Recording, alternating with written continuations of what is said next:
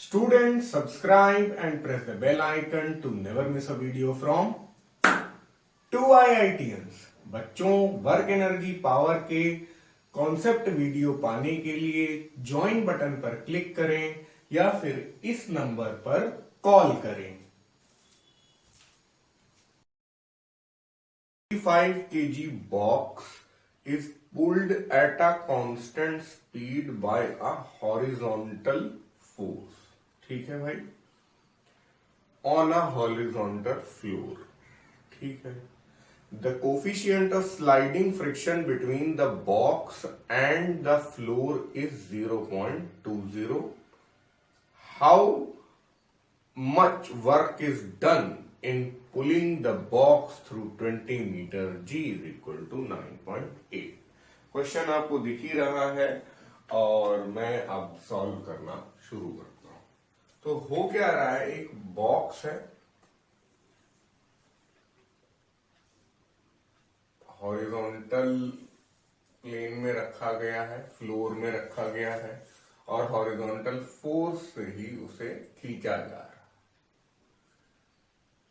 इस तरह फोर्स खींच रही है और हमें ग्राउंड पर फ्रिक्शन महसूस हो रहा है। फ्रिक्शन का इन्होंने कोफिशिएंट भी अच्छे से दिया है, इसे छोटा एफ बोल रहा हूं मैं, दिस इज स्मॉल एफ। ठीक है, और ये हो जाएगा mg और ये हो जाएगा n, नॉर्मल रिएक्शन। ठीक है, अब जो जो बातें दी गई हैं वो सारी बातें हम लोग लिख लेते हैं। अरे इतनी सारी बातें, लेकिन डरना नहीं है, इतना सब आपको एग्जाम में नहीं लिखना है। मैं तो समझाने के लिए थोड़ी सी ज्यादा मेहनत कर रहा हूं। देखिए, नॉर्मल रिएक्शन होता है n, मास होता है m। मास तो हमें दिया भी हुआ है, मास कितना दिया हुआ है, 25 kg। ठीक है भाई। Acceleration due to gravity g is equal to 9.8 metre per second square. Exam में आप कम से कम, चलिए डायग्राम को अलग कर लिया जाए, ये जरूर लिखिए, ये आप भले ना लिखें।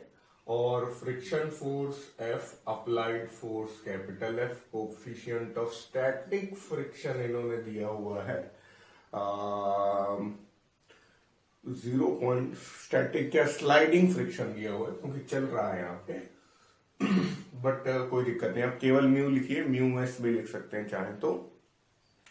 0.20। वर्क डन क्या हो जाएगा, W, और डिस्प्लेसमेंट क्या है, S। डिस्प्लेसमेंट भी शायद हम लोगों को दिया है 20 मीटर।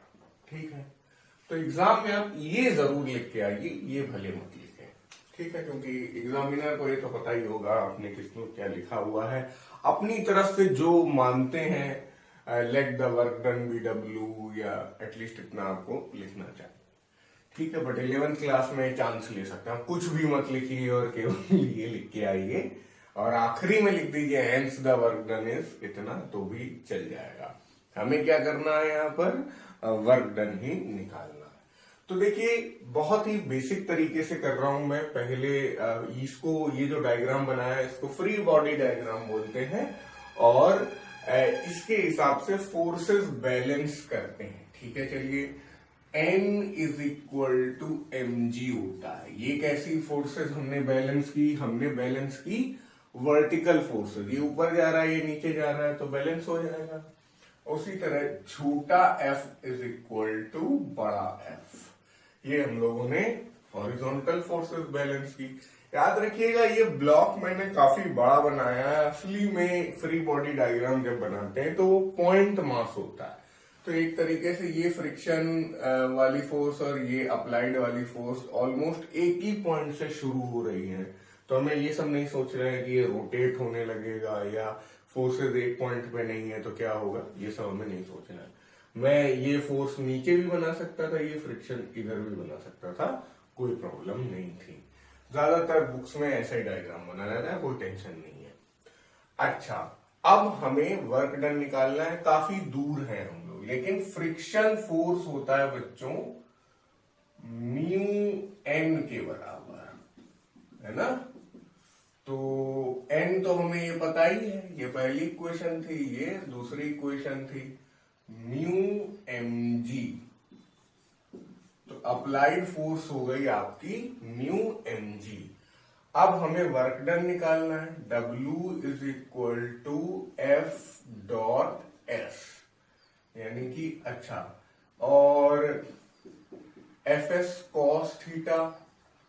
अब ये ध्यान रखिएगा मूवमेंट भी इसका हॉरिजॉन्टल ही हो रहा है, हॉरिजॉन्टल मूवमेंट ही कर रहा है ये, कितना 20 मीटर, इसी डायरेक्शन में जा रहा है, इसी डायरेक्शन में फोर्स जा रहा है, यानी फोर्स की डायरेक्शन और हॉरिजॉन्टल मूवमेंट यानी हॉरिजॉन्टल डिस्प्लेसमेंट की डायरेक्शन सेम है। तो कॉस 0 हो जाएगा, यहाँ पे सेम डायरेक्शन है तो डायरेक्शन के बीच में एंगल 0 है, तो कॉस 0 कितना होता है 1 होता है बच्चों। तो यानी कि W is equal to F S cos 0 degree, यानी कि W is equal to F S cos 0 1 होता है। तो हम लोग सीधे W is equal to F S से ही स्टार्ट कर सकते थे इस क्वेश्चन में। आप चाहे तो बता सकते हैं कि horizontal displacement and horizontal applied force are in the same direction, बस सीधे आप W is equal to F S से ही शुरू कर सकते थे, ठीक है। खैर, अब W is equal to mu M G S, बस यही करना है आपको, सब कुछ मल्टीप्लाई कर दीजिए। म्यू क्या है 0.2, एम कितना है 25, जी कितना है 9.8 और एस कितना है 20, ठीक है भाई। तो थोड़ी सी कैलकुलेशन कर देता हूं मैं, वैसे अगर आप आईसीएसई बोर्ड में हैं तो तब तो आपको कैलकुलेटर अलाउड ही होगा, ठीक है। 20, तो ये और ये कैंसिल हो गया, 25 4 100, 9.8 का 100 में मल्टीप्लाई करेंगे तो W इज इक्वल टू आ जा रहा है 980 जूल। बहुत बढ़िया, वर्क डन हमारा कैलकुलेट हो चुका है। So this question is done now. अब इसी तरह का क्वेश्चन अगर सेम क्वेश्चन किसी स्टेट इंजीनियरिंग एग्जाम में आता और आप जल्दी से करना चाहते तब हम लोग क्या करते, तब देखिए ये सब करने की जरूरत नहीं है, आप आराम से इस तरह की जब हॉरिजॉन्टल डिस्प्लेसमेंट ही हो रहा है और हॉरिजॉन्टल फोर्स ही लग रही है, यानी ये कोई एंगल नहीं है, तब आप क्या कर सकते हैं, सीधे फॉर्मूला लगा सकते हैं W is equal to mu M G S, है ना। और भले भले 9.8 दिया गया है फिर भी आप 10 लगाइए जबरदस्ती, ठीक है। और सीखिए क्या मैं सिखा रहा हूं, यहाँ पे 0.2 दिया हुआ है, 2/10 रखिए, m कितना दिया हुआ है 25, g कितना है 10 और s कितना है 20, ठीक है भाई। तो ये और ये कैंसिल हो गया, 25 दूनी 50, 50 इंटू 20 1000, तो 1000 जूल आपका आ रहा है, उससे थोड़ा सा कम 980 है। मैं आपको बता दूं बच्चों, स्टेट इंजीनियरिंग एग्जाम में ऑप्शन बहुत ज्यादा इधर उधर नहीं आते। ये क्वेश्चन IIT JEE में आए, ये थोड़ा सा मुश्किल होगा क्योंकि काफी आसान है, ठीक है। तो 1000 आपका यहाँ आंसर आया और आप 980 जूल पे जाके टिक कर देंगे, तो ये आप आराम से कर सकते हैं।